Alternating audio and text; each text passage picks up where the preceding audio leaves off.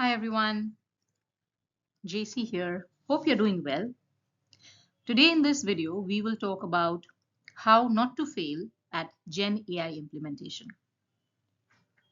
But before we talk about the steps and what can we do to ensure successful Gen AI implementation, let's look at this news. So Gartner recently mentioned that at least 30% of generative AI projects will be abandoned after proof of concept in 2025. Reasons could be poor data quality, inadequate risk controls, rising costs, or unclear business value. But whatever it is, 30% is a huge, large number. Do you think we've already lost the Gen AI implementation battle even before starting? Not really, if you take care of the 6 questions.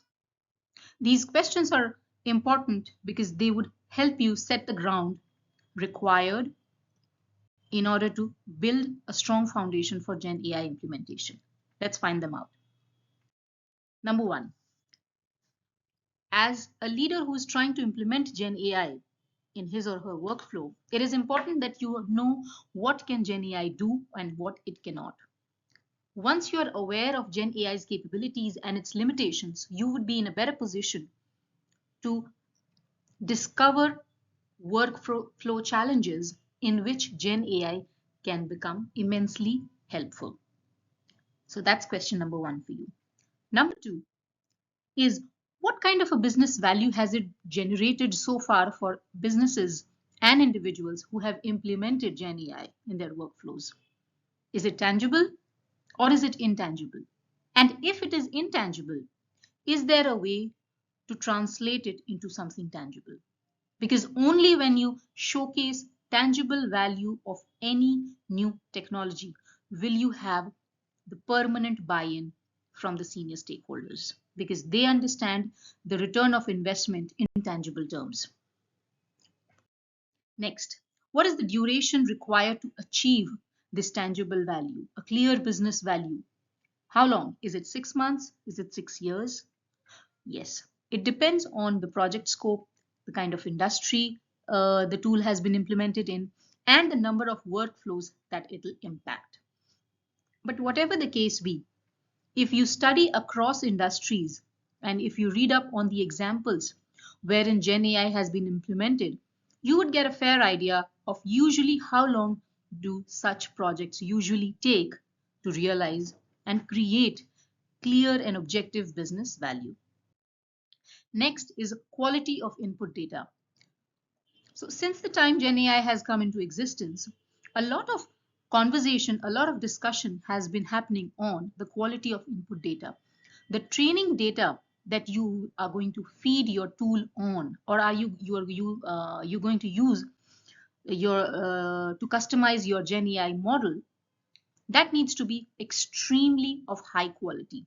It should be clear, exhaustive, diverse, and deeply aligned with your project scope. Because only when the input data is of high quality is your output going to be of equally high quality. I'm sure you must have heard of the concept garbage in, garbage out, GIGO. So it works similarly in case of training Gen AI.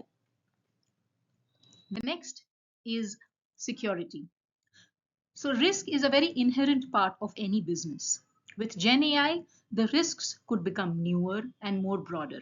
Hence, it is also important not just to understand the cost and the impact and the outcome and output, but also how are you going to ensure that you maintain the security of your data, Gen AI tool, and the business workflow it is going to impact. So you need an exhaustive risk assessment and mitigation strategy, and also it should be accompanied with continuous monitoring for newer threats and security protocols. Last, rather the sixth question that you need to keep in mind is to find out what is the usual cost, a mota average of implementing Gen AI projects. It varies with project size and scope, industry, and the number of workflows that integrate these tools. However, if you have a rough idea, like Gartner presents a range between 5 million to 50 million USD.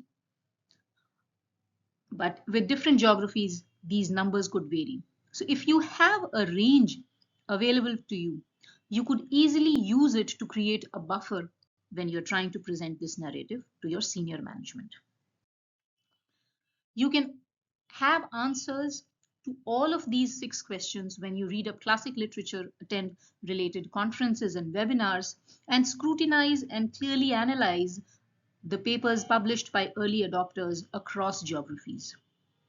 All of these 6 questions would help you prepare the groundwork required to create a strong narrative that can be used to convince and get a strong and sustainable buy in from your senior management. And unless you have a strong buy in from them, you could never be sure whether you would be able to implement successfully and sustainably Gen AI in 2025 or not. But once you have a strong buy-in from them, you could be rest assured that you are going to not just successfully implement it, but scale it to the level you wish to. All the best, and let me know if you have any queries related to this PPT. Thank you and have a good day.